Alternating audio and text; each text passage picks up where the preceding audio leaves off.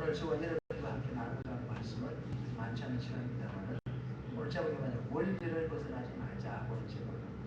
오늘 본문의 말씀과 어떻게 보면 조금 동떨어질 수 있는 것 같은 그런 내용이긴 합니다만 그러나 곰곰이 생각해 보면 이 말씀이 사실은 오늘 본문의 말씀과 상당히 밀접한 관계가 있다는 것을 알 수가 있어요. 우리 세상에는요 원리라는 게 있습니다. 원리가 무엇입니까? 이치예요. 이치. 모든 세상의 이 만물은 이치에 따라 원리에 따라 움직여가는 거예요. 예를 한번 들어보면요. 우리 자전거 있잖아요. 자전거. 그 자전거가 어떻게 움직입니까? 바퀴만 2개 있다고 해서 자전거가 움직일 수가 있어요? 바퀴만 2개가 있다고 해서 자전거가 못 움직여요. 그 자전거가 움직이기 위해서는 뭐가 해야 돼요? 그 톱니바퀴 그 페달이 있어야 돼요. 그리고 그 체인이자만이 발로서 막 돌려주면 그 힘이 체인을 통해서 바퀴에 전달되면 자전거 굴러가잖아요. 그게 뭐냐면 그게 자전거가 굴러가는 원리예요. 그 힘의 원리겠죠. 그죠? 이와 같이 예를 들면 이 모든 나무는 그 원리라는 게 있어요. 원리. 예를 들어서 우리가 자동차가 있는데 그럼 자동차 바퀴는 원으로 둥그름해야 잘 굴러가잖아요. 그죠? 근데 그 바퀴를 갖다가 네모로 만들어 놓으면 바퀴 굴러가겠죠?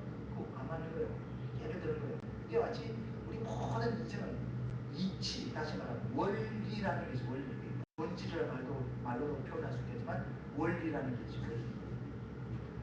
우리 하나님의 말씀 거 보면 다 원리가 있고 영적인 세계도 원리가 있고 세상에도 삶에도 원리가 있고 우리 건강도 원리가 있고 다 있어요. 예를 한번 들면요. 이 원리를 벗어나서는요. 예, 그 일이 성사가 될 수가 없어요. 우리가 건강을 가지고 한번 생각해 봅시다. 다른 다 똑같지만요. 예를 들어서 우리가요. 건강하게 되는 것도 원리가 있어요. 하나님께서 우리 인간을 만들 때요. 아주 튼튼하게 만들었어요. 우리 인간을 만들 때 아주 튼튼하고 건강하게 완벽하게 만들었어요. 그러니까 우리 사람은 병이 들어도요. 금방 안 아파요. 그 병이 드러나고 나면요. 상당히 이 몸이 상당히 아픈 상황이고 진행이 된 상황이죠. 그러니까 이게 기계는 보면 금방 고장나면 표가 나지만 사람 보면 금방 표가 안 나는 거예요. 왜냐면 우리 몸을 금방 튼튼하게 만들었다는 거예요. 그래서 몸이 아프다는 것은 이미 그 병이 상당히 진행이 됐다는 그런 말이겠죠. 예를 들어서 우리 몸이 아프면 왜 그럴까요? 그 원리를 벗어나서요. 예를 들어서 예를 한번 들어볼게요. 우리가 내가 여기 쭉 갑니다. 계속 이런 길을 쭉 갑니다. 그런데 몸이 아팠어요. 몸이 아파가지고 어떻게 이 몸이 어떻게 나았어요. 근데 또 계속 갑니다. 또 병이 들었어요. 또 어떻게 또 나았어요. 그럴 때 또 계속 가면 이 병이 날까요 안 날까요? 또 날까요 안 날까요? 또 날 수밖에 없어요. 왜? 이 방향은 병이 날 수 있는 방향이라니까요. 이 날 수 있는 방향을 내가 가는 거예요. 가는 거예요. 근데 또 병이 났어요. 나와서 어떻게 나왔어요. 고생고생해. 또 가는 거예요. 또 날 수밖에 없다니까요. 그건 당연한 것이라니까요. 왜? 그건 날 수밖에 없다는 원리를 내가 가고 있기 때문에 그런 거죠. 그러면 내가 병이 안 나기 위해서 어떻게 됩니까? 어떻게 돼요? 방향을 바꿔야 되잖아요. 안 하는 방향을. 그런 원리, 그런 말씀이에요. 왜냐하면 원리를 벗어나서는 될 수가 없어요. 내가 건강을 통해서 내가 예를 들은 거예요. 그러니까 먹는 것, 마시는 것, 우리가 정신, 건강 등등 여러 가지 환경적 요인을 통해서 우리 건강이 만들어지는 건 사실이지만 그러니까 모든 것이 복합적으로 볼때요. 이 하나의 원리라는 게 있어요. 그 방향으로 가야만이 몸이 건강해진다는 원리가 있는데 그걸 우리가 지키지 않으면요. 그 반대로 가게 되면 몸은 병이 날 수밖에 없어요. 이와 같이 우리 영적 생활도 마찬가지고 인생의 길도 마찬가지고요. 성공하는 길이 있고 성공하는 원리가 있고 네? 우리가 행복해지는 길이 있고 행복한 원리가 있어요.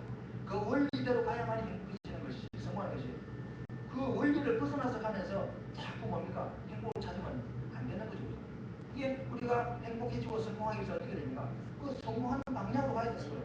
그 길로 가야 돼요. 그 원리로 가야 되는 거죠. 하나님의 말씀도 마찬가지잖아요. 하나님의 말씀은 너무 명확해요. 하나님의 말씀은 이 두루뭉술하지 않고요. 확실해요. 검은 것이면 검은 것, 흰 거면 흰 거, 확실하게 우리가 흑백을 분명하게 말하죠. 그러니까 천국과 지옥 확실히 말하지 중간에 있다 말하지 않아요. 이 확실한 게 하나님의 말씀, 분명하게. 그래서 이 성경도 보면 우리가 복을 받는 원리가 있어요. 그리고 우리가 또 복에서 정말 멀어지는 복을 떠나는 쉽게 말하면 저주받는 그런 원리가 있어요. 여러분 잘 아시는 우리 신체로 생각해봐요. 신명기 18장 봐봐요. 신명기 18장 보면요. 1절부터 14절까지는 뭐예요? 무슨 원리예요? 신명기 28장 1절부터 14절까지는 무슨 원리예요? 안 읽어보시면 모르시겠어요. 이게 하나님의 말씀은 생명의 말씀이고 내가 1년 동안 살아야 될 내 삶의 방향을 제시해주는 말씀입니다. 이 길로만이 가야만이 내가 복받는다는 것을 하나님께서 제시해주는 것이 성경 말씀이라는 거예요. 우리가 연초에 신명기 1장 28장 봤잖아요. 그 어떤 말씀이 1절부터 14절까지는요. 복받는 비결이에요. 복을 받는 원리가 있다는 거예요. 어떤 원리예요? 간단하게 요약하면 어떤 원리예요? 신명기 28장 1절에 보면요.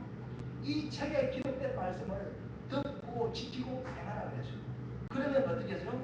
너희들이 복을 받는다 그랬어요. 어떤 복이냐? 들어가도 복 받고 나가도 복 받고 무슨 일을 하든지 어디를 가든지 장소에 관계없고 일의 종류에 관계없고 무엇을 하든지 복을 받는데요. 그 복을 받는 원리예요. 그러면서 원수가 너희들을 갖다가 어렵게 영화를 왔다가도 7길로 도망가 버리고 만약에 대적이 있으면 나를 대적하면 그 대적이 오히려 망하게 되고 이게 들어가도 복 받고 나가도 복 받고 심지어는 우리 집에는 떡반 죽듯이 복을 받고 짐승 새끼까지라도 우리 집에는 강아지 새끼라도 복을 받는다는 거예요. 왜? 강아지 복 받는 게 뭡니까? 건강하지 않아서 새끼 죽전하는 거잖아요. 그런 복들이 있다는 거. 신명기 28장 1절로 14절에 보면 그게 복 받는 방향이고 원리예요. 근데 15절부터 마지막 절까지는 상당히 길어요. 거기는 뭐가 나와 있어요? 거기는 뭐가 나와 있어요? 복을 받지 못하는 그런 길이 나와 있어요. 방향이에요. 그건 저주의 방향이에요. 이게 신명기 1장 28장 1절로 14절까지는 복을 받는 이야기가 나와 있고 15절부터 마지막 절까지는 저주받는 이야기가 나와 있어요. 완전히 반대예요. 반대. 그러면 우리가 신명기 18장 1절로 14절까지 쭉쭉 그 방향으로 걸어가면 우리가 뭘 받겠어요? 당연히 복 받는 거예요. 원리가 그러니까. 근데 우리가 신명기 18장 15절부터 마지막 절까지 다 들어가면 어떻게 되겠어요? 그거는 저주예요. 아무리 복을 만들려고 해도 복을 만들 수가 없어요. 만들어낼 수가 없어요. 복을 받는 원리를 떠났기 때문에. 그게 성경 말씀도요. 원리가 있어요. 오늘 이 본문의 말씀은 무슨 말씀이냐? 우리 이제 오늘 재직 헌신제를 가지고 저희 세미나가 있는데 겸사겸사 드리는데 재직 헌신 이제 그 세미나에 이제 처음 해가지고 같은 내용의 이제 말씀인데 우리가 재직들로서 알아야 될 부분들이 있기 때문에 우리 재직이 뭔지에 대해서 우리 알아야 되기 때문에 오늘 본문의 말씀을 제가 선택했는데 상당히 시간이 이제 다 지나가고 있어요. 그래서 그럼 오늘 이 원리를 벗어나지 말자 말은 무슨 말이냐면요. 이 오늘 요약하면 무슨 말이냐면 이 집사에 관한 그 직분에 대해서 나와 있어요. 1절부터 그 7절까지는 이제 다시 말하면 감독, 다시 말하면 이제 지도자겠죠. 거기에 대한 이제 그 자격이 나와 있고 8절부터 13절까지는 집사에 관한 그 자격이 나와 있어요. 자격이 나와 있어요. 그래서 그 내용을 쫙 살펴보면요. 8절부터 9절까지는 뭡니까? 공적인 자격이에요. 그 자격이 뭐예요? 단정하다 말하면 신중하고 또 일구이연하지 않고 술에 입막이지 않고 더러운 입을 탐하지 않고 또 깨끗한 양심이라 말하면 순수한 양심의 믿음의 비밀 그 비밀을 가진 사람이어야 된다. 이게 공적인 자격이에요. 그리고 이제 그 이제 10절에 보면요 이런 말 다시 한번 하게 돼요. 이런 사람을 집사가 될 그런 사람을 다시 한번 시험해봐요. 관찰해. 그 킹제임스 버전 같은 게 보면 이제 관찰해봐라. 그 사람이 진짜 이 사람 집사가 될 수 있는지를 가만히 관찰해봐라. 시험 본문에 이제 시험해봐라.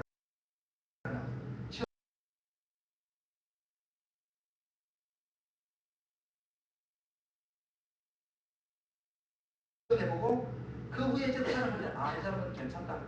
이 사람은 충분히 할 수 있다. 그런 생각이 들면 그 사람을 그 직분을 이제 하게 하라. 이제 그렇게 나와 있죠. 10절에. 그러면서 7절에 넘어가냐. 그 집사가 되는 사람의 가정의 자격이 뭡니까?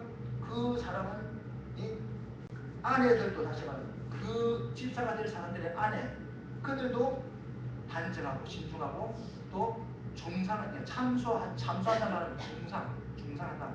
이게 말로 다 얘기하는 거예요. 그런 거 하지 말고 절제하고 모든 일에 신실해야 된다. 충성된 자라야 된다 이렇게 말했습니다. 근데 그게 그들의 아내라고 말로 나와 있지만 근데 그 말하면 여자의 집사의 자격이겠죠. 그죠?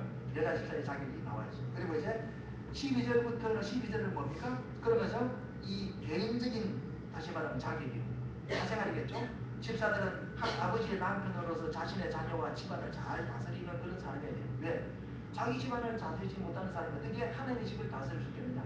그런 말이죠. 이치에 맞는 말씀이죠. 그럼 13절은 뭐냐? 결과예요. 무슨 결과입니까? 집사가 집사의 직분을 감당한 사람의 결과가 뭐냐? 우리가 직분을 잘 섬긴 사람들은 뭡니까? 자신들을 위해서, 그게 나왔지만 킹제임스 버전에 보면 자신을 위해서 좋은 지위를 얻고 그러나요. 오늘 우리 한글 중에 보내서 아름다운 지위를 얻는다는 아름다운 지위를 얻고, 두 번째는 뭡니까? 또 그리스도 예수 안에 있는 믿음의 큰 담력을 얻는다 그랬습니다. 이게 뭐냐면 집사의 직분을 잘 감당하는 사람이 받는 축복이에요. 첫째는 뭡니까? 아름다운 지위를 얻는데, 그 아름다운 지위는 어떤 지위입니까? 예를 들어서 역대상 4장에 보면요, 야베스가 나와요. 야베스는 하나님 앞에 존귀한 사람이라서 하나님이 거기에 복을 줬다 그래요. 존귀한 사람, 하나님 앞에 존귀한 사람. 여기서 아름다운 지위를 얻는다 말은 뭐냐면 그 사람의 그 뭡니까? 이 인간적인 어떤 삶의 세상에서의 어떤 그 삶이나 하나님 앞에서 삶이나 인정받는 거죠. 그래서 사람들이 저 사람은 존경받을 수 있는, 저 사람은 참 괜찮은 사람이야. 저 사람 우리 본받을 만한 사람이야. 참 괜찮은 사람. 이런 식으로 이제 사람 인정해 주는 거겠죠. 하나님 앞에서 인정하는 그 아름다운 지, 사람에게도 인정받고 하나님 앞에도 인정받는 그런 어떤 지위를 얻게 된다. 집사의 직분을 잘 감당하면. 그리고 이제 두 번째는 뭐냐? 그리스도 예수 안에 있는 믿음의 담력을 얻는다. 그 믿음의 담력이 뭡니까? 큰 믿음이 된다. 믿음이 큰 믿음으로 자란다. 믿음이 그럼 크게 자라는 것이 무슨 되게 축복이냐? 축복적 축복이죠. 왜? 성경 뭐라고 말하죠? 믿는 자에게는 능치 못할 일이 없대요. 믿음이 없는 것이 문제지 우리가 할 수 없는 일이 그게 문제가 아니고 우리 믿음이 문제예요. 믿음만 있다면 다 될 수가 있어요. 예수님 뭐랬죠? 마가복음 9장에서 할 수 있거든요. 무슨 말이냐? 믿는 자를 능치 못하면 어떻게 말했어요. 그러면서 예수님께서 비유로 말씀했죠. 어떤 비유입니까? 야, 이 믿음의 능력이 얼마나 대단한가 하면 산에 있는 뽕나무를 명령해가지고 뽕나무가 뭐 기가 있겠지 말을 알아듣겠어요. 근데 뽕나무에게 네가 뽑혀서 바다로 옮겨 심기질하면 그 뽕나무가 그대로 되어진다. 말도 많았지도 않은 말이지만 그 믿음의 능력이 그렇다는 거예요. 그리고 심지어는 또 뭐라냐? 이 산을 명해서 바다로 옮겨져라는 산이 옮겨진다는 거예요. 물론 거기 여러 가지 우리가 이제 내용들이 있겠지만 그만큼 예수님이 직접 말씀하십니다. 그 예수님이 직접 그렇게 말씀하는데 그만큼 믿음의 능력은 대단한 거예요. 그러면서 믿는 자들에게 넘치 못할 일이 없느냐. 그러면서 기도할 때도 뭐죠? 믿고 구한 것은 받은 줄로 믿더라. 할 수 있거든요. 무슨 말이냐? 계속 이렇게 주님께서 말씀하세요. 그 믿음이란 엄청난 거죠. 그래서 우리가 성경을 봐도 그렇거니와 우리가 세상 살아가면서요 믿음의 이야기를 들어보세요. 믿음으로 말미암아 승리했던 사람들의 이야기가 많잖아요. 그죠? 엄청난 그런 놀라운 일들을 믿음을 통해서 하는 일들이 많아요. 근데 이거 우리가 큰 믿음이 크기 때문에 큰 믿음, 그 믿음의 담력이 생긴단 말하면 믿음이 크게 된다 그 말이잖아요. 성장한다 그런 말이에요. 우리 믿음이 자라야 되는데 우리 믿음이 자라지 못하는 이유가 뭡니까? 고린도전서 2장에 보면 뭐가 있죠? 매일매일 어린아이는 뭘 먹어요? 어린아이는 전 먹잖아요. 전. 맨날 우유병이나 쭉쭉 빨고 앉아있잖아요. 죽을게요. 왜? 딱딱한 걸 못 먹어요. 이도 시원치 않고 딱딱한 걸 먹으면 소화가 안 돼요. 그 딱딱한 것을 못 먹고 매일 뭘 먹어? 저지나 먹는다 그랬어요. 어린아이의 특징이. 그 고린도서 2장에 보면요. 우리 신앙이 어린아이처럼 매일 저지나 쭉쭉 빨고 있으면 어떻게 되죠? 안 되잖아요. 그죠? 세월이 지나고 시간이 지나면 자라야 되잖아요. 그죠? 안 자라는 건 뭐예요? 그 뭡니까? 뭔가 몸에 문제가 생긴 거죠. 그건 정상이 아니죠. 병이 되는 거죠. 그죠? 자라지 않는 것은 몸이 병드는 거예요. 근데 우리의 신앙생활이 어린아이처럼 계속 저지나 먹으면 안 되는 거잖아요. 그래서 큰 믿음이란 뭐냐? 믿음이 자란다 그 말이겠죠. 어떻게 자라냐? 오늘 본문에 집사의 직분을 잘 감당하면 믿음이 자란다. 큰 믿음의 담력을 믿음의 담대해지는 거예요. 예를 들면 우리가 여호수아 1장에 보면 여호수아에 뭐죠? 담대하라. 두려워하지 마라. 왜? 내가 너와 함께 하겠다. 너 앞에 지금 이 아말렉 족속이 있고 가나안 족속이 있고 너를 지금 따르려고 하는 이 200만 명에 가까운 이스라엘 백성이 있는데 저들이 너를 따르겠느냐? 저것들이 혹시 나를 갖다 돌로 쳐 죽지 않겠느냐? 그런 두려움에 사로잡히지 말라는 거야. 내가 너와 함께 해주겠다. 두려워하지 말아라. 놀라지 마라. 극히 강하고 담대한 끊지 마라. 여호수아 1장에 그게 뭐냐? 담대한 믿음이 생기는 거예요. 어떻게 할 때? 본문에 보니까 집사의 직분을 잘 감당하면 그 담대한 믿음이 담력이 생긴대요. 그 믿음의 담력이 생기면 어떻게 되겠어요? 우리가 누가복음 5장에 보면요. 베드로와 그 제자들이 밤새도록 그물질을 했는데 고기 한 마리도 못 잡았어요. 부부가 고기 못 잡으면 얼마나 비참하겠어요. 예, 그날 하루하루 걸어서 먹고 사는 사람이 그날 고기 못 잡으면 그날 끼니 굶는 거예요. 얼마나 비참한 마음이 들겠어요. 참 초라한 마음이 들겠죠. 그런데 주님이 왔어요. 그리고 주님이 와서 말씀을 전했어요. 그리고 베드로에게 뭐랬죠? 깊은 데 가서 그물을 내려 고기 잡으라 그러잖아요. 말같지도 않은 말이죠. 왜? 그 시간에는 깊은 데 고기가 없는 시간이에요. 근데 베드로가 뭐라고 말하죠? 우리가 밤이 맞도록 수고를 했지만 한 마리도 못 잡았습니다. 그 말은 뭐냐면 던져보나 안 하다는 거예요. 그런데 던지겠다는 게 주님이 말씀하시니까 그 말씀에 의지해서 던지겠다는 거예요. 그죠? 환경적으로 볼 때는 도저히 안 맞는 것이고 내 논리도 안 맞고 내 이성에도 안 맞지만 그런데 주님이 말씀하니까 내가 믿고 그 말씀에 의지해서 말씀을 의지한다면 이 말씀을 낸다는 말 짊어지고 그 말씀대로 해보겠다는 거예요. 그랬더니 뭡니까? 그물을 던졌더니 어떻게 됐어? 그물이 찢어졌대요. 걸려서 찢어졌어요? 아니요. 고기가 너무 많이 잡혀서 찢어졌대요.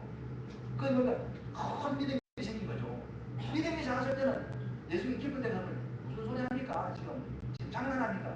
내가 뭐 밤새 그거 안 던져볼 줄 알아요? 이런 식으로 안 하겠어? 근데 주님이 말씀하니까 큰 믿음이 생기면 그걸 하겠습니다 하는 거예요. 그거 많이 믿어지는 거예요. 그렇죠? 그러니까 우리가 요소도 봐요.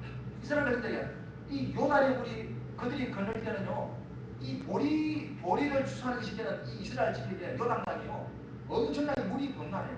평상시에는 요단강이 한 수십 메다밖에 안 되는 넓이가 이 보리를 거두는 시기는 상당히 막 몇 배로 막 거의 1km 가까이 이게 폭이 넓어지면서 물량이 많아지는 거예요.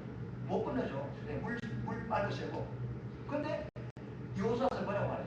하나님 뭐라고 해요? 제사장들이 법궤를 내고 그 들어가라는 게 들어가는 미친 짓이지. 그 물이 잔잔하다고 막 물이 시작이 막 미친 듯이 흘러내려가는데 흙탕물 흘러내려 거기서 들어가라는 거예요. 그것도 내 몸도 아니고 법궤를 내고 가라는 거예요. 그 묵은 법궤를. 근데 이스라엘이 어떻게 그 법궤를 내고 제사장들이 들어갔죠. 근데 어떤 일이 생겨요? 그 말씀대로 물을 받는 순간 물이 멈췄다는 거예요. 그죠? 그 물이 흘러내려오던 물이 다른 방향으로 내려갔다는 거예요. 그 물이 그냥 멈춘 게 아니라 다른 방향으로 내려가고 그러면 큰 믿음이 담력이 생기는 거예요. 베드로가요, 마태복음 14장 14절에 보면요, 주님이 물리를 걸어왔죠. 베드로가 보고 아이고 귀신이구나 이랬는데 예수님이 뭐래요? 나다 안심해라. 그렇게 말 물리로 사람이 그러니까 귀신인 줄 알죠. 당연하죠. 근데 예수님께서 내니까 안심하라 그랬어요. 근데 베드로가 뭐랬죠? 주님, 만약에 주님이라고 한다면 나를 명해서 물리로 오라고 하십시오. 그래 말하는 거예요. 근데 예수님께서 오라고 그랬잖아요. 근데 아무리 주님 뭐라고 했지만 막 풍랑이 막 끼고 막 미친 듯이 날뛰는데 그 물에 들어간다는 것 자체가 미친 짓이죠. 저짐승은 되겠습니까? 안 되죠. 안 되죠. 아무리 주님 오라고 했지만 힘든 거예요. 근데 베드로가 어떻게 했어요? 주님 오라는 것을 알고 물에 들어갔잖아요. 그랬더니 물 위로 처벅처벅 걸어갔잖아요. 그 왜요? 담력. 믿음에 담력이 생겨요. 왜 우리가 주의를 못합니까? 담력이 없는 거예요. 아이고 내가 일을 하면 쫄딱 많은 거 아닌가? 아이고 이걸 하면 내가 또 괜히 내가 손해보는 거 아닌가? 이런 식으로 우리 인간의 지식을 재는 거죠. 그 담력이 없는 거죠. 그 성경은요, 하나님께서 뭐라며 하나님의 방법은요, 우리가 심은 대로 거두게 하시는 하나님이고, 선을 행하다 낙심하지 말라고 했고, 하나를 심으면 거기서 뭐가 나요? 30배, 60배, 100배로 결실한다고 말했잖아요. 그건 추수의 원리예요. 곡식 하나를, 벽시 하나를 심으면요, 그 하나이지만 추수할 때 되면 최소한도 68알 이상, 많으면 90알 이상이 열리는 거예요. 그게 자연의 법칙이라니까. 하나를 심었지만 그 하나를 열리면 60개 내지 90개 열린다는 거예요. 그게 농사의 법칙이라니까. 믿음의 법칙도 똑같다니까. 그래서 예수께서 뭐래요? 우리가 하나님 앞에 헌신하는 뭡니까? 그것이 30배 아니면 60배, 100배 결실을 맺는다는 거예요. 그게 법칙이라니까. 그 말이 내게 믿어지는 게 왜 믿어집니까? 안 믿어지는 거예요. 왜 그럴까? 어린아이 같은 신앙은 그게 안 믿어져요. 믿어질 수가 없죠. 그러나 믿음의 감정이 생기면 믿어지는 거죠. 예수님께서 물리로 들어가서 그냥 들어가시는 믿음의 그 용기가 담력이 생기는 거죠. 예? 하나님께 명령하시면 그런 담력이 생기는 거죠. 그 담력이 어떻게 생겨요? 오늘 보니까 집사의 직분을 잘 간다면 그 담력이 생깁니다.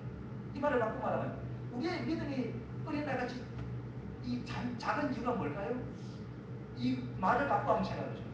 우리에게 주어진 직분을 감당하지 못하기 때문에 그렇다는 사실을 우리가 알 수가 있잖아요. 그 사람은 그 말이 그렇잖아요. 그죠? 이 집사의 직분을 잘 감당하면 뭡니까? 믿음이 큰 믿음이 자랄 뿐만 아니라 아름다운 지혜를 얻는데 하나님 앞에 아름다운 지혜가 또 무엇입니까? 사람 앞에 지혜를 얻는데 그것이 오늘 축복입니다. 이게 뭐냐? 우리가 내게 준 직분 직분을 감당함으로 말미암아 내가 받는 복. 그러니까 이 우리가 직분을 감당하는 것, 직분이란 그냥 중이 아니에요. 이게 뭐냐면 하나님의 축복의 기회라니까요. 기회, 축복의 기회라니까. 그런데 이것이 내게 축복이 되기 전에 어떻게 하냐? 그 원리를 따라가야만이 내가 그 복을 받는 거죠. 그 이 원리가 오늘 본문에 있잖아요. 간단히 요약하면 무엇입니까? 첫째는 뭡니까? 이 8절, 9절에 쭉 나와있지만 그 내용들이 나와있죠. 간정하고 신중하고 일본하지 않고 술에 입박이지 않고 뭐 더러운 이익을 담하지 않고 순수한 양심에 믿음의 비밀을 가진 사람이 할지라 이렇게 여러 가지 나오는데 딱 두 가지로 저는 요약하고 싶어요. 이 시간에서. 첫째는 이 집사의 직분을 잘 감당할 수 있는 자격이 뭐냐? 첫째는 뭐냐? 이 뭐냐면 우리는요. 이 첫째는 뭐냐면 성실성이 중요하다. 오늘 본문의 말씀이 뭐예요? 오늘 본문의 내용을 쭉 살펴보면 지금 뭘 지금 검증하라는 거예요? 그 사람의 능력을 검증하라는 거예요? 그 말이 아니라는 거죠. 오늘 본문의 말이 뭐죠? 그 사람이 얼마나 능력이 있는지 얼마나 똑똑한지 그걸 검증하라고 말했어요. 그 사람이 얼마나 배웠는지 얼마나 유식한지를 검증하라고 말했어요. 그거 아니잖아요. 뭡니까? 그 사람의 성실성을 검증하라는 거예요. 무슨 말입니까? 집사들은 단정하고 신중하고 일부이언하지 아니하고 한 번 말하면 말을 신중하게 말을 뭡니까? 그 상대방에 뭔가 신뢰를 줄 수 있는 그런 하나 말이겠죠. 그리고 술에 입막이지 아니하고 더러운 이익을 탐하지 않고 깨끗한 양심의 믿음의 비밀을 가진 사람이어야 하느니라. 뭘 말하고 있는 거예요? 그 사람의 능력을 지금 말하는 게 아니잖아. 그 사람의 성실성을 살펴보라는 거예요. 성실성. 맞는 말이죠, 그죠? 이게 우리가요, 이 집사의 직분을 잘 감당해서는 성실해요, 성실. 성실. 하나님이 보는 건 뭘 본지 알아요?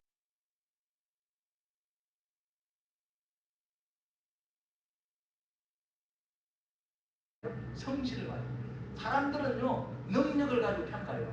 우리 이제 그 회사에서 이렇게 그 뭐인가 운영하는 그 운영권을 가지고 우리 집사님이 계시지만요, 운영자로서요 보는 기준이 뭐냐? 그 사람의 능력을 가지고 평가해요. 아, 저 사람이 일단 학벌이 뭐냐? 그리고 또 얼마나 배우느냐? 또 예를 들어 뭐 유학 갔다 왔느냐 안 갔다 왔느냐? 또 뭐 특별한 특기가 있느냐? 그걸 먼저 보겠죠, 그죠? 그잖아요, 그죠? 그러나 그 다음에 이제 인성 이런 거 보잖아요, 그죠? 그게 세상에 사람을 평가하는 기준이라. 그건 하나님은 그 기준이 아니에요. 하나님 뭐냐? 그 사람 성실성을 보는 거예요. 그래서 저는요 이걸 보면서 야, 사람을 볼 때는 이 능력 위주로 평가하는 그런 사람의 어떤 그 기준을 버리고 이 하나님이 말씀하시는 이 기준을 따르는 게 정확하다는 생각이 들어요. 왜? 세상이 봐요. 세상 방법으로 능력을 가지고 그 사람을 평가하고 능력 위주로 그 사람을 우리가 선택했다 치면요. 근데 성실성이 결여돼 봐요. 능력이 있는데 성실하지 못하면 어떻게 되겠죠? 후회주의자가 되고 말이에요. 그리고 약된 게만 뿌리고 사람이 볼 때는 사는 척하고 안 하고 뭡니까? 자기 장기만 뿌리고. 그러니까 우리 잘 알잖아요, 그죠? 사람 수고 말해요. 똑똑하지만 보는이 성실하지 못하면요 장기만 뿌리고 농대만 친다니까요. 전혀 도움이 안 돼요. 근데요 능력은 부족하지만 뭡니까?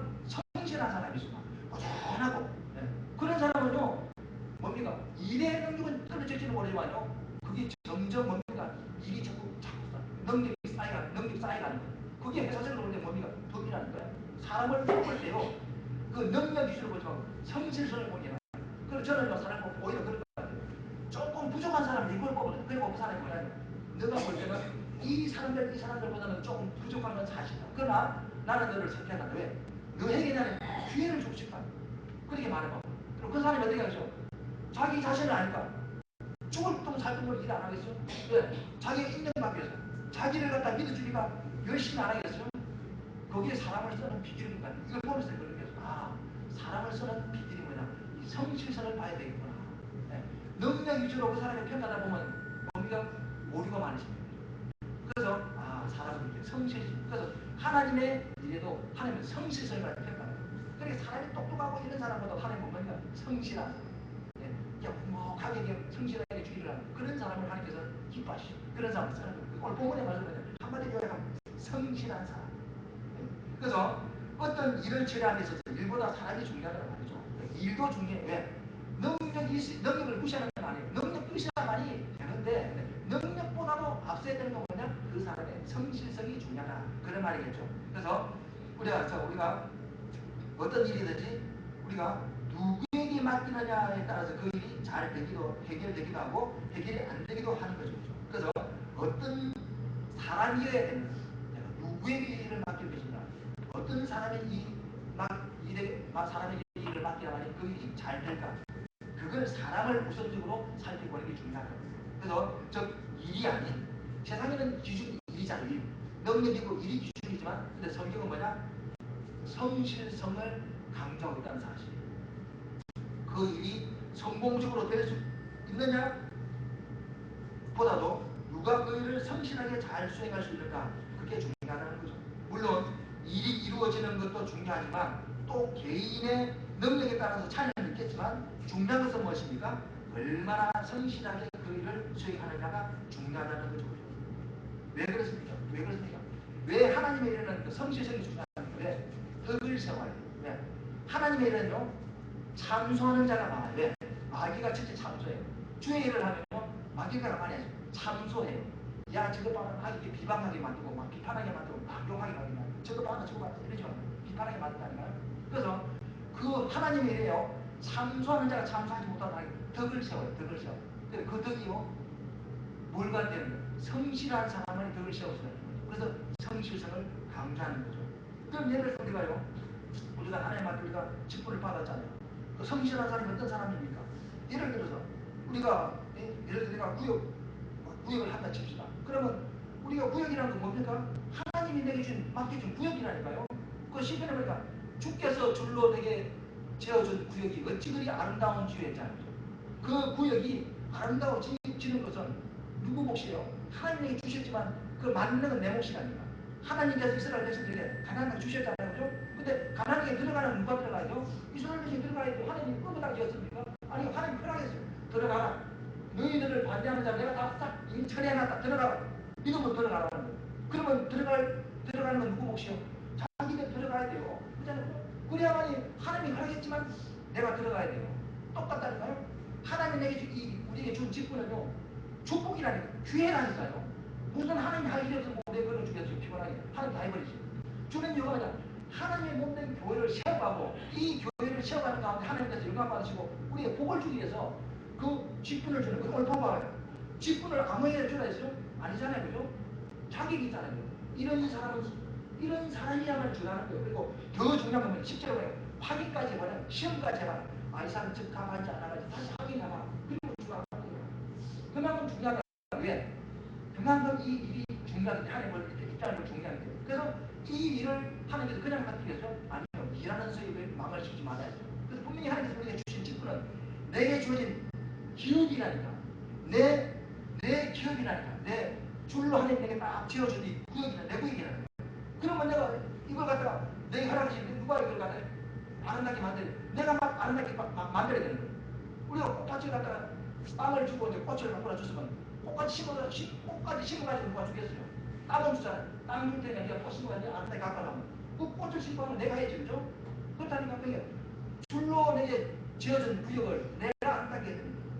그러면 그 구역을 아름답게 할 수 있는 사람은 누구죠? 게으른 사람은 못하죠, 그죠? 불성실한 사람은 할 수가 없어요. 그래서 성경은 게으르고 악한 종아, 네? 내가 내게 5달란트, 2달란트 맡겼는데 너는 뭐냐 어떻게 돼? 그 종들은 다 남겼는데 너는 1달란트 맡긴 너는 뭐냐? 그거 그냥 그대로 나한테 감추어졌다고 하자. 주님이 잘했다. 미치지 않고 본전이라도 나눠서 잘했다. 그렇게 안 했어요. 본전만 가지고 그 종을 악하고 게으른 종이라 그런 거예요. 왜? 하나님은 분명히 줄로 구역을 배워줬는데 그걸 왜 아름답게 하지 못했냐 그 말이에요. 그러니까 우리가 예를 드는 거예요. 내게 주어진 이 직분에 관계된 여러 가지 많은 교사도 있고 구역장도 있고 또 구역원들도 있고 또 장로, 집사 등등 여러 권사 등등 있는데 또 목사도 등등 있는데 이것은 뭐냐? 주회, 하나님 주신 주회, 신령한 주회라는 거예요. 내게 줄로 지어준 아름다운 구역인데 이것을 아름답게 만들 수 있는 자는 누가 만드느냐? 성실한 사람이 할 수 있는 거예요. 그래서 오늘 여기 보니까 성실한 사람을 기준으로 지금 하는 거예요. 성실성을 강조하고 있는 거죠. 그래서 왜? 덕을 세워야 됩니다. 마귀는 비판하고 참수하고 비난하기 때문에 마귀에게 참수의 틈을 주지 않기 위해서 그죠? 성실성이 필요하다. 그래서 7절에 보니까 모든 일에 충성된 자라야 할지니라. 7절에 보니까 모든 일에 충성된 자. 충성된다 말이 무슨 말이에요? 성실한 사람이란 말이 된다. 그런 말이죠. 이제 말씀을 정리하는 거죠. 첫째는 이 집사의 직분을 잘 감당해서 뭐가 필요해요? 성실성이 중요하다라는 사실을 이 성경에서 우리에게 말씀해 주고 있고, 두 번째는 뭐냐? 믿음의 비밀을 가진 사람이에요. 왜? 우리가요, 주의를 하는 건요, 내 힘으로 안 돼요. 사람의 힘으로는 주의를 할 수가 없어요. 왜? 이건 아무리 계산상으로 따지면 안 나와요. 왜? 하나님 일을 하면요, 뭐가 따라요? 수고가 따르고, 희생이 따르고, 눈물이 따르고, 내가 포기해야 될 부분이 있고, 내가 손해를 감수해야 될 부분이 있다니까요. 주님. 그러니까 계산상으로 맞아요. 누가 자기를 손해보려고 할 세상 사람이. 세상적인 기준을 가지고 누가 손해보려고 할 사람이 있겠습니까? 손해 안 보죠. 조금이라도 덕을 보지 아니면 하다못해 본전이라도 해야만이 하려고 하지. 누가 손해보지 하려고 하겠죠? 주님의 눈으로 육신의 눈을 볼 때는 다 손해라니까요. 왜? 시간 들여야죠. 물질 들여야죠. 내도 뭐 건강도 들여야죠. 모든 걸 다 하나님께 드려야 돼. 희생이 된다니까요. 이걸 할 수 있겠어요? 아니요. 믿음이 없이는 할 수가 없는 거예요. 믿음이 없이. 믿음 있는 자만이 할 수 있는 거예요. 그래서 보니까 집사의 직분을 잘 감당하는 사람이 믿음의 담력을 얻는단 말이에요. 무슨 말입니까?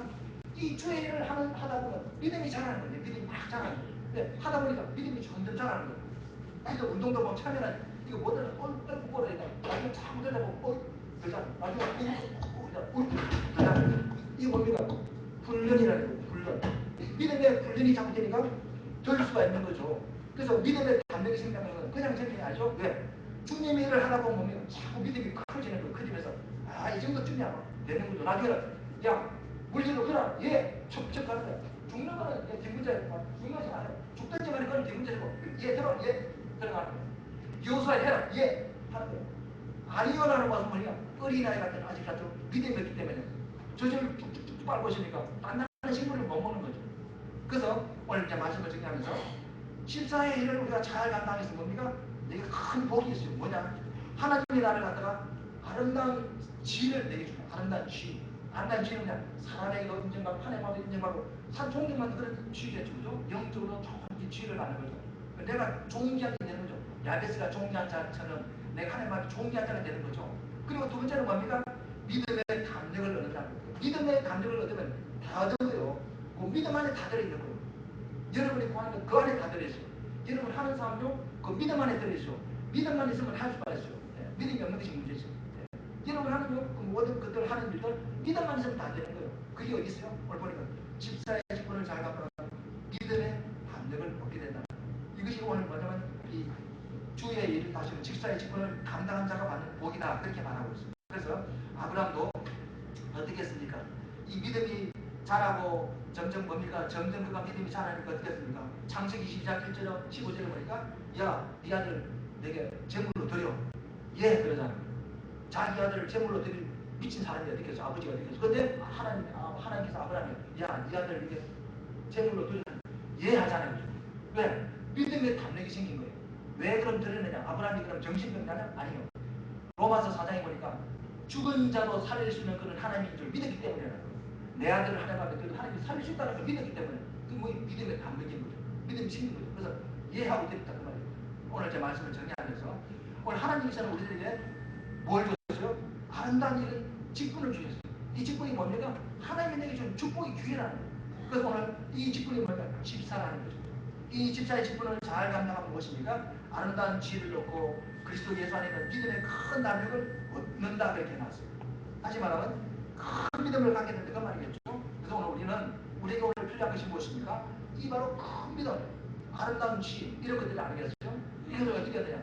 내게 주어진 이 신령한 기회, 내게 주어진 이 직분, 내게 주어진 이 맡긴 사명, 교사로서의 사명, 또한 집사로서의 사명, 권사로서의 사명, 목사로서의 사명 등등 여러 가지 사명들, 이런 사명들, 또 구역원으로서의 사명 등등 주님 일은 안 해도 되겠지라는 그런 착각을 내버려요. 왜?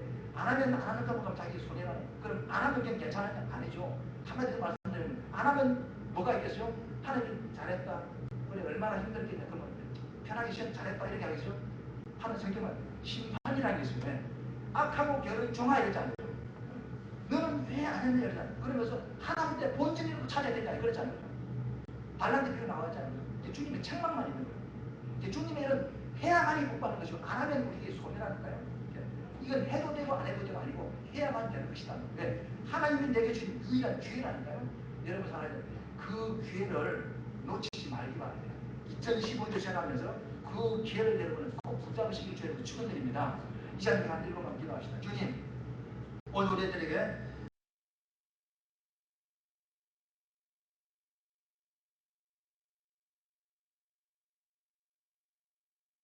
아름다운 지혜를 주셨습니다. 목사의 직분을 주시고 또 권사의 직분을 주시고 또 이 집사의 직분을 우리에게 주셨습니다. 교사로서의 우리 직분을 주셨습니다. 성가대로서의 직분을 주셨습니다. 주님, 내게 줄로 지어준 이 아름다운 구역을 내가 아름답게 정말 만들어서 하나님 앞에 정말 칭찬받으면서 오늘 주신 본문의 말씀처럼 아름다운 지혜를 얻고 그리고 뭡니까?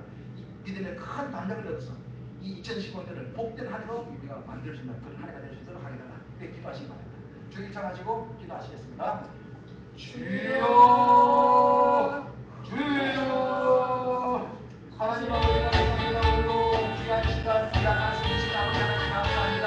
하나님으로 이것을 하나님 앞에 아버지 언제나 아버지 그런 정말 믿을 수 있는 사람 되기를 합니다. 아버지 오늘 내게 정말 아버지 귀한 직분 주셨사옵는데 주님 내게 주신 직분을 내가 소중히 아버지 이 직분을 잘 감당할 수 있는 우리가 될 수 있도록 도와주시옵소서. 주님 오늘 내게 주신 사명 아버지요 바울처럼 아버지요 목숨 바쳐 내게 주신 아버지 정말 이 발걸음까지 경기하고 주님한테 영광 보실 수 있는 그런 우리 모두가 될 수 있도록 주님을 주시옵소서. 하나님 아버지 귀한 말씀 주시니 감사합니다. 오늘 내 아버지 귀한 말씀 고마워 은혜 주시니 감사합니다. 내가 아버지요 해야 되는 일이 무엇인지 내가 정말 못 받는 권리가 무엇인지 집사로서의 장로로서의 아버지 하나님 정말 목사로서 아버지 해야 될 권리가 무엇인지를 깨닫게 하신 아버지 하나님 감사합니다.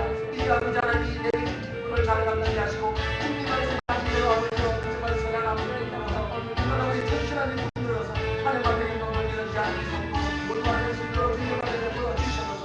하나님 아버지요 2015년이 시작되었습니다. 벌써 한 달이 지나갔습니다. 2월달입니다. 주님 세월호 속도를 절감합니다. 우리는 시간에 주지 않습니다. 아버지 하나님 내게 준 이 시간들을 하나님 아버지 정말 아버지 날 아끼고 생각을 조심해서 아버지 그때의 시간 낭비하지 않게 하시고 선택 곳에 정말 사용하지 않는 것이 날마다 내게 은혜를 주시옵소서. 주여 우리 아버지여 하늘에서 복을 쌓는 정말 여러 가지 복을 쌓는 하나님 나라의 복을 쌓는 하나님 신의 신령한 복을 사모하는 귀하들이 모두 성도들 될 수 있도록 주님만의 자비를 주시옵소서. 오늘이 사랑 주님들에게 아버지여 능력을 주시옵소서. 주님의 일을 감당할 수 있는 능력을 주시고 믿음의 담력을 주시고 힘을 주셔서 주님의 일을 끝까지 감당할 수 있는 귀한 종들 다 될 수 있도록 주님만의 자비를 주시옵소서. 그 아버지가 정말 주님 앞에 영광 돌리게 하시고 우리 주님의 하는 고백들이 주여 내게 줄로 지어준 이 분위기 얼마나 아름다운 지혜라고 고백하시면 귀한 성도 모두가 될 수 있도록 주님의 베풀어 주시옵소서. 오늘 아버지 성도들에게 똑같은 복을 다시 주옵소서. 감사드리고 예수님의 이름으로 기도하나이다. 아멘.